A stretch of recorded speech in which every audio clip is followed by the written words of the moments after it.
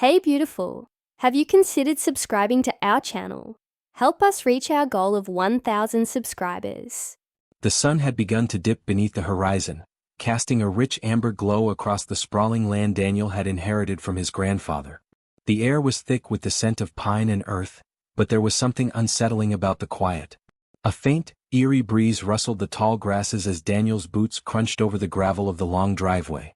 It had been a long, frustrating day, and the peace he usually felt in the solace of his property was replaced by a growing sense of unease. He had always enjoyed the tranquility of his rural estate. After all, it was a piece of his heritage, something he had worked hard to keep untouched. But something had fell off lately. The peaceful rhythm of his life had been interrupted by the sight of strange vehicles passing down the old dirt road that led to his land.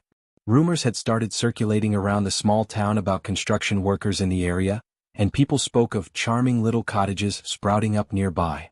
His mind had slowly begun to piece things together. That sense of something not quite right gnawed at him for weeks. He was determined to get to the bottom of it.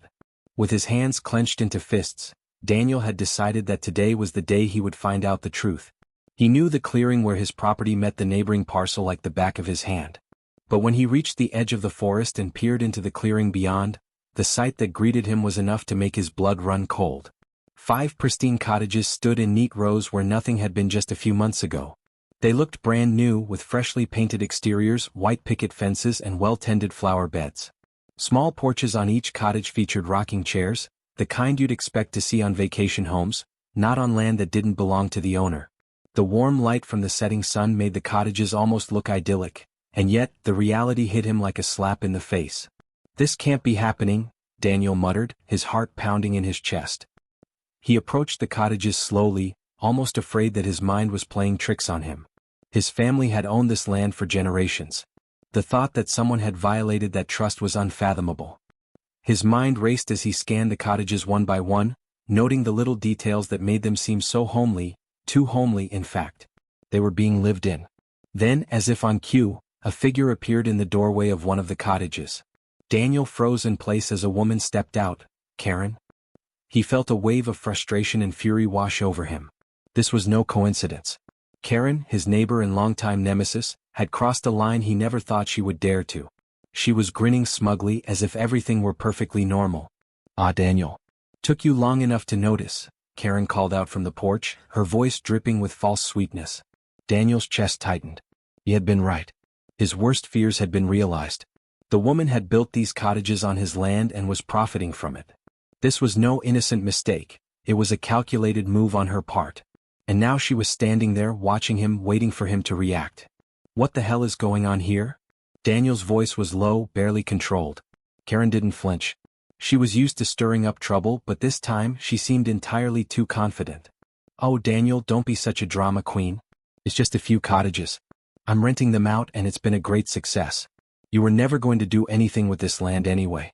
Why not let someone else make it useful?" she said, a smile creeping at the corner of her lips. Daniel's jaw clenched as he walked toward her, fists tightening. "You can't just come onto my property and build whatever you want.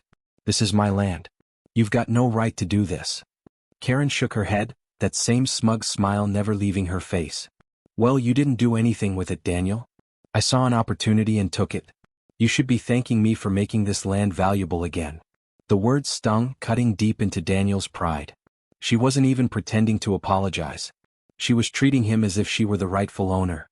Anger surged through him, but he held back. He needed to think. "I'm having those cottages torn down," Daniel said, his voice thick with fury. Karen's smile only widened. "Good luck with that. I've got all the permits and everything's been approved. You don't have a leg to stand on.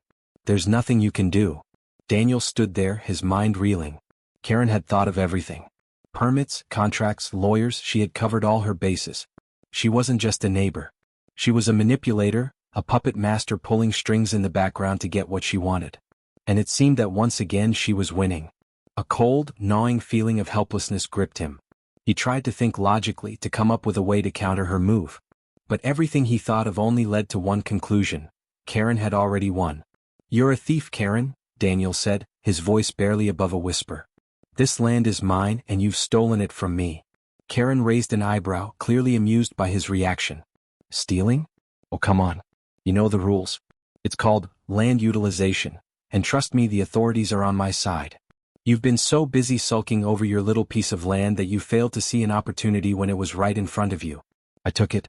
Simple as that. The words stung, but Daniel's resolve hardened. If he confronted her now, she would laugh him off just like she had before. But something had to change.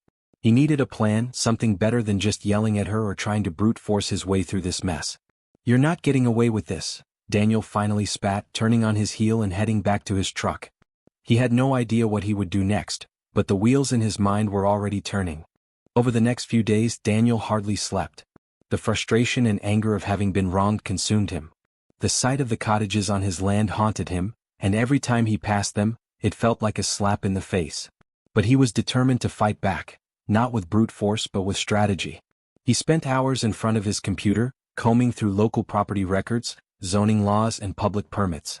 He spoke to his lawyer, who told him that although Karen had the necessary documentation, there was still room to contest the validity of the permits based on misrepresentations about the land ownership. That was the first glimmer of hope he'd had in days. Daniel also spoke with neighbors and former workers who had seen Karen's construction crews working late into the night, sometimes without proper permits, sometimes even without the necessary inspections. He began collecting evidence, photos of the cottages, testimonies from locals, and even a few disgruntled workers who had been underpaid. Everything he gathered would be ammunition to dismantle Karen's empire piece by piece. And then Daniel made a fateful decision. He would use social media. He knew Karen had a significant following, boasting about her business success online. But what Karen didn't know was how much of her life she had shared, perhaps unknowingly, with the public. And Daniel had every intention of turning her vanity against her. He crafted a detailed post, complete with evidence, outlining Karen's illegal activities and the stolen land she was now trying to profit from. The video he created was a mixture of sharp commentary, anger, and righteous fury, underscored with the undeniable facts he had gathered. He posted it on every social platform he could think of, from Facebook to Instagram and even Twitter. The title? Karen built 5 cottages on MY land and she's getting away with it. Within hours, the video began to gain traction. The comments were overwhelming.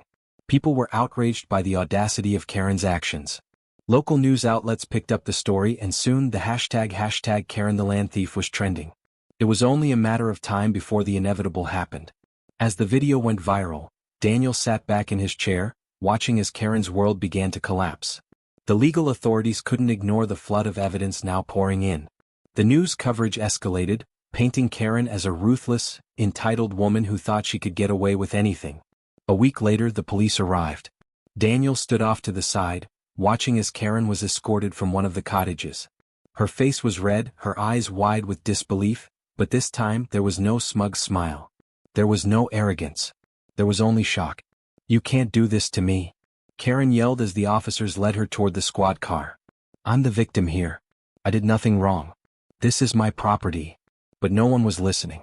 The crowd that had gathered around her, having seen the viral video and the police presence, were all too aware of what was really happening. They saw Karen for what she truly was, a thief. The police officers calmly explained the charges: illegal construction, fraud, and theft of property. Karen's desperate attempts to escape the consequences fell on deaf ears. The authorities had the evidence. The public had seen the truth. Her manipulation was finally over. As Karen was driven away, Daniel stood tall, his heart swelling with a sense of justice. He had not only reclaimed his land but exposed Karen for the criminal she was. A reporter approached him, a microphone in hand. "Daniel, now that it's all over, how does it feel?" He smiled, a look of quiet satisfaction on his face. "It feels like justice. She got what she deserved." The news cycle continued, and Karen's image became the subject of countless memes. Her shocked face as the police car drove away was splashed across the internet, making her the punchline of every joke. It was a bitter but fitting end. As for Daniel, he had big plans for his land. He was going to build something meaningful, something his grandfather would have been proud of. Maybe a retreat for those who truly appreciated the land, rather than people like Karen who only saw it as a way to make money. And just like that, the saga of Karen's greed came to a satisfying, well-deserved end.